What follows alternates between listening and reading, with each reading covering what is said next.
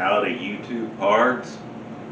This is Jack Spade here, coming to you from High Noon Leatherworks, where we're going to show you step by step how to create leather goods from patterns all the way to the finished product. Stay tuned. Howdy YouTube pards. Jack Spade back for High Noon Leatherworks, and we're on number 3 of a series of making a 1800 style double loop holster for a Colt 45 single action. So one was making the pattern. So if you haven't seen that, you might want to go back and take a look at that one where we made the actual pattern. Number 2 was cutting the leather from the pattern. If you haven't seen that, you might want to go back and take a look at that one. And this is number 3, where we're going to be doing some beveling and some grooving and some burnishing. So stay tuned and we'll get busy. Alright, this episode, before we get started with our edging, our burnishing, and grooving, in the last episode where we cut out the leather, I failed to mark my spots and cut for my loops. And we need to make sure that we take care of putting these loops in, the backing, so that our holster can fold over and fit in there. That's what retains this whole holster through your belt. So that way it doesn't come out. The more weight you put on it, with a gun in there, then the tougher it's going to be to come off holster or off your belt. So the first thing we want to do is go ahead and mark those spots. And then we'll cut those out. And I think what I'll do is I'll bring you in a little closer so you can see a little bit better what's going on. So what we'll do is we'll take a sharp pointed object or tool, and when I made my pattern I did mark those areas with a little crosshatch for each one, where each one goes for the straps. We measured that out on our pattern. So I'll just line my pattern up with my piece of leather that we've already cut out, and all I'm going to do is poke through that pattern material, and this will make a little indention on those cross hatches.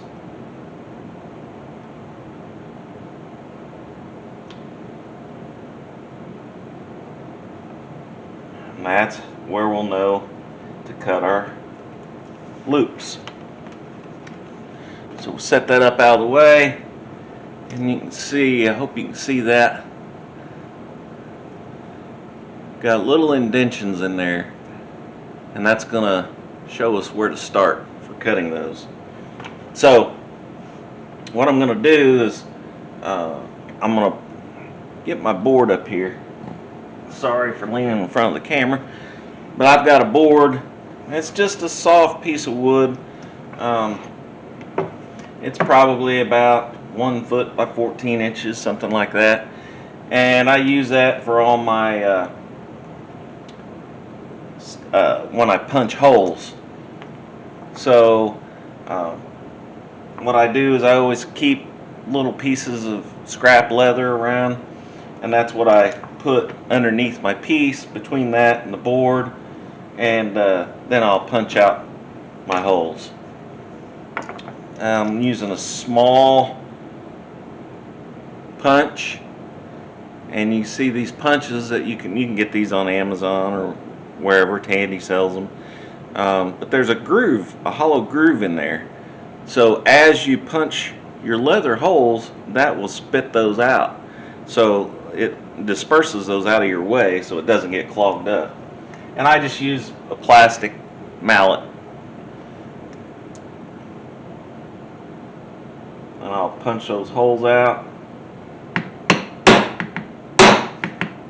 I normally hit it 2 or 3 times, and I like to spin that as I hit it. It just seems like it gives it a better cut.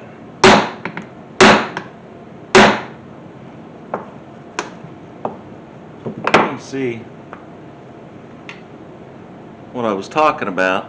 It spits out those little pieces, so you don't have to worry about it clogging up your tool.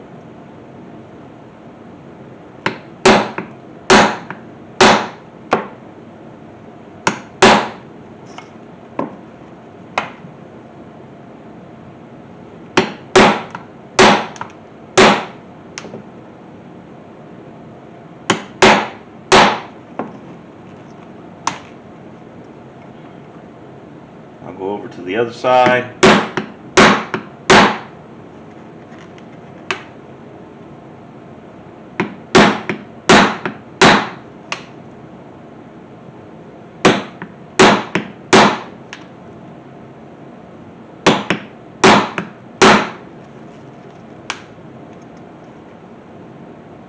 This is the last hole.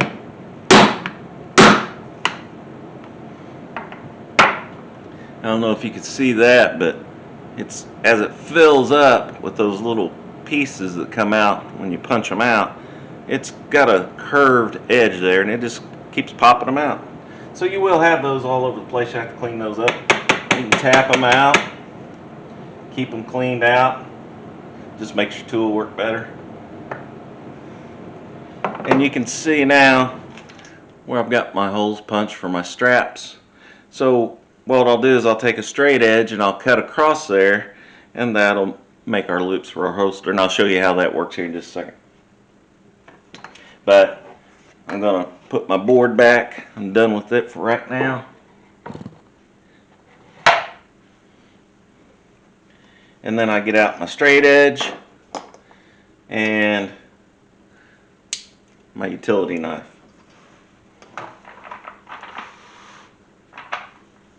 And again, I've got that self-healing mat that we talked about in the last episode.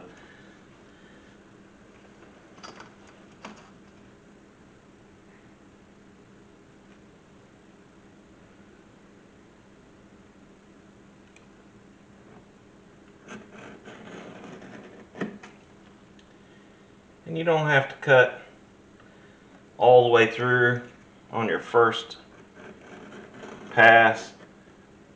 That way the pressure doesn't make you go past the holes that you punched in there. I like to just put a little bit of pressure on it as I go through. Make sure I stop when I get to those holes, because if you cut past, now you got a problem. Remember, it's you can always cut more, but if you cut too far or cut too much off, then you pretty much have to start over. So it's better to be safe than sorry. So you want to make sure you take your time.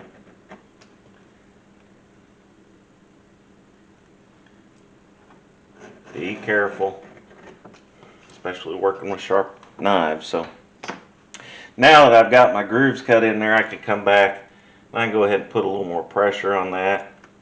Follow those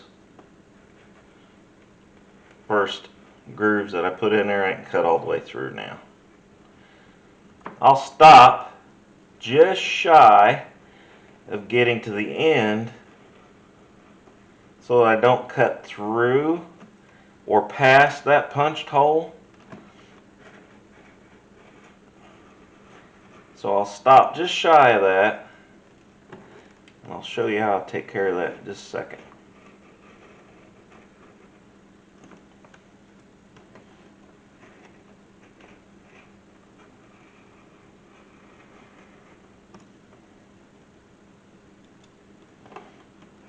So continue to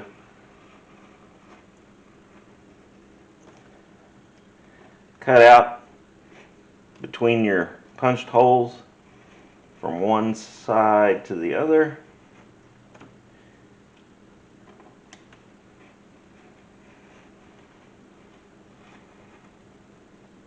And then what I'll do, once I've done that, I'll turn this around, and then I'll come from the other side, so I make sure I get all the way through and cut that piece out without actually going too far or making a mistake right there where it might slip going the other direction. Again, if you do go too far and you cut past your punched hole, and I didn't mention it earlier, but the main reason I punch those holes in there is that I could just cut it, but if I punch those holes in there, what that does is that helps keep that leather from stretching in that spot. So it'll keep that leather from ripping or tearing or stretching. So that's why I like to use the punch on the end of those.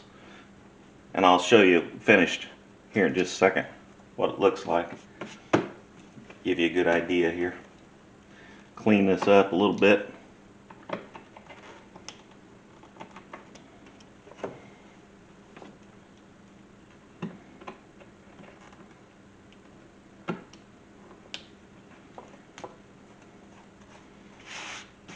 Get my scraps out of the way.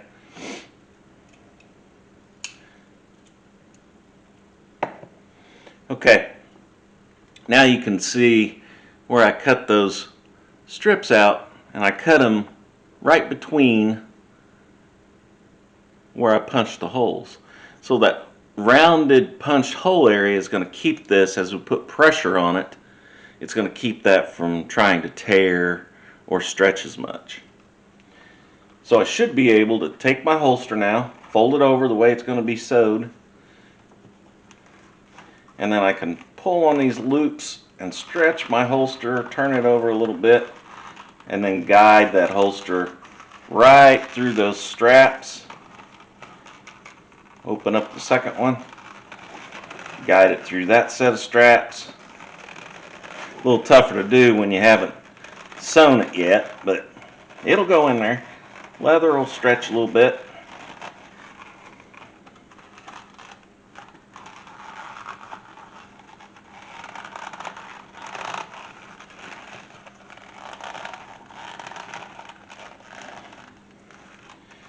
You'll notice it come down where we made this cut right here on our pattern. That's where we want it to go to, so you want to keep stretching that down until it gets to that point, like that. If you can see that right here. So you can see it's really coming together now. We've got our straps, going to hold our holster in place. Our backing, you can see it's even because we measured where to put our holes.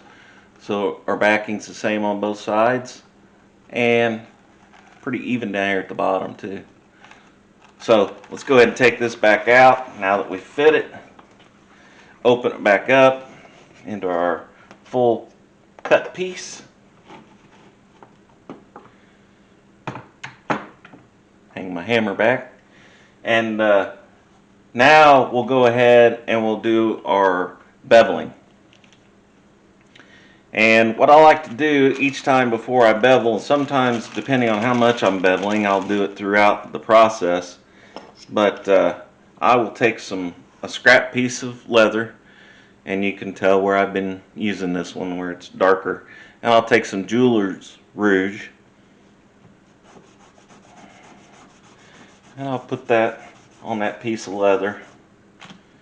And then I'll take my bevel tool. This happens to be a number 2 beveler, and depending on the number will depend on the size of the bevel. So I believe if we go up in numbers, here's a number 4 beveler. Yeah, a number 4, the bevel is wider, so it takes a deeper cut on the bevel. When I've used them, I use the bigger one if I've got real thick leather. Leather like this, I'm going to say it's approximately 3/16 of an inch thick. I like to use the number 2. It's got a smaller opening, gives you a smaller bevel. And what I do is I just strop that on that piece of leather on the back side.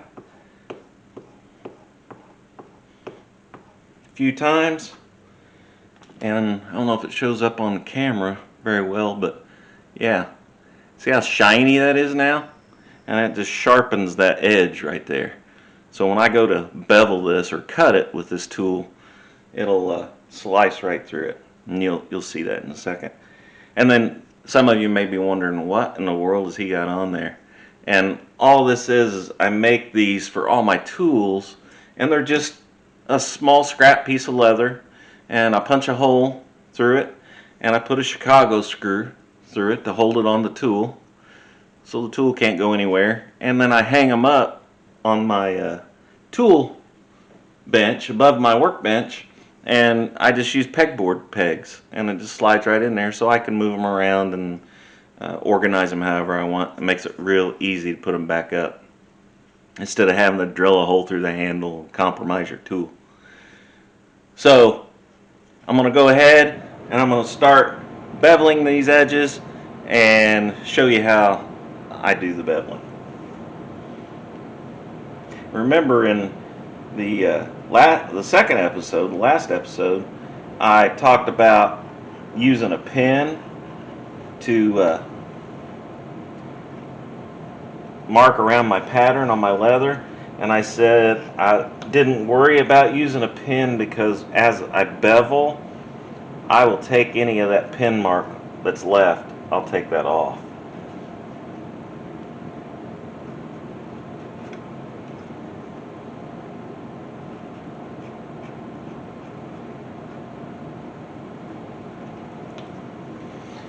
Try to get this around where you can get a good look at it.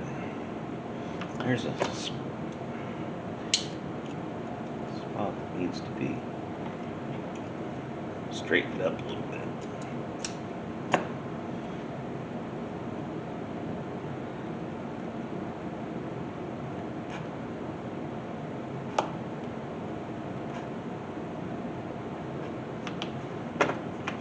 I'm trying to turn that around as I go so you guys can see it a little bit better.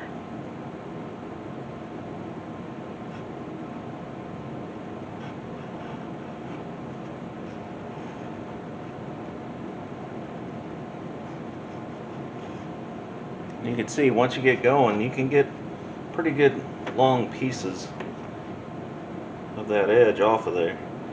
And if it breaks off, you just go back where it broke off, start again.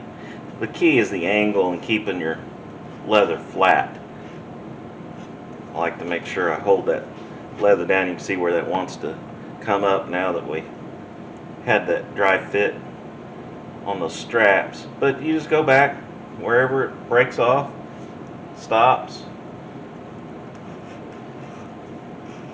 go back, start again. Key is not to press too hard. Let your tool do the work, keep it sharp. Start pressing hard, especially on softer leather, and it'll want to dig in a little deeper, and then it gets a little tougher to deal with. It wants to kind of smash the edge on you, and sometimes you do end up with a blemish on the edge, and it's really hard to get rid of. So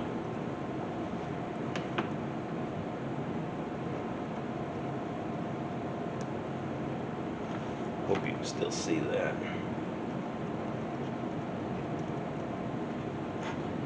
Now, the reason I'm beveling this is I want to edge on both sides of my leather, and you'll see that here in just a minute, where I can come back and use a burnishing tool, and what that'll do is that'll give us a nice hard round edge all the way around our leather, and it just gives you a real nice finished look. So we'll flip this over, you do both sides, and as soon as I get this side done, we'll be back.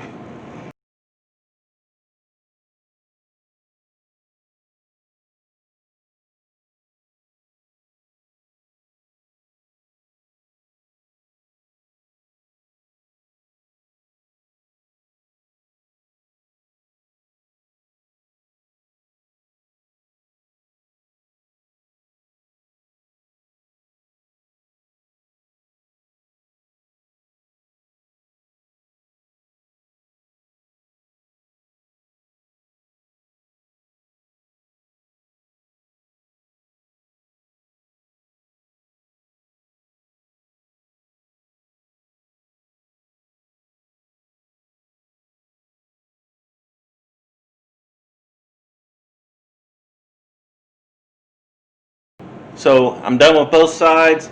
Plus I did bevel the straps. That cleans them up, makes them look nice. Um, Next thing I'm going to do is I'm going to do some grooving. And grooving fills two purposes. One, I groove for my stitching line, so I know where I'm going to stitch. And two, I groove for decoration.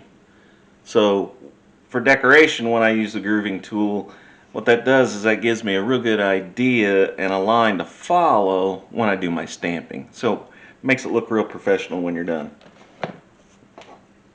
These grooving tools are adjustable, so you can measure where you want it from the edge. You always follow the edge when you groove, and it's just a small screwdriver, and there's a little screw in the end. And again, you can buy these tools online on Amazon, Tandy.com, whatever. There is a right side up and a right side down or wrong side down, so you got to make sure that you have the edge that's on an angle. Make sure that's the one that you have down toward your leather. And then with grooving, it's a lot like cutting your leather. You want to make sure that you kind of have it in your mind exactly where you need a groove, because once you groove it, it's in there. It's going to take that leather off, and once it's in there, it's in there. So like for instance, on my stitch line, I'm going to want to groove around here for my stitch line. I need to know where I want to stop and where I want to start. Well, on this, I'm going to stitch all the way around, so I'm going to close this nose up when I stitch it. So I'm going to start right here on the point, and I'm going to come all the way around, and I'm going to stitch all the way up to this point. So I know that's where my first groove line is going to be. Again, you want to make sure that you hold the round part right on the edge of your leather, and then the part that's going to cut or groove, it'll stay the same all the way around. I'm going to put mine up on my board again, and what that does, it just kind of gets it up maybe 3/4 of an inch higher, and it makes it a little easier for me to groove. So as I groove, I want to go very slow and make sure that I keep, especially on these rounded corners, keep pressure on it, and then I can turn my leather because I want to keep that rounded part of that tool right on the edge of that leather in the exact same position as I put pressure and drag on that tool. You can stop and reposition, just make sure you keep consistent pressure. Now when I get here toward the end, what I'm going to do is I'm just going to give it a little twist and lift up on it. And you can see what I grooved out of there. I'm not sure if you can see it real well on the leather yet, but there's a groove for my stitch line.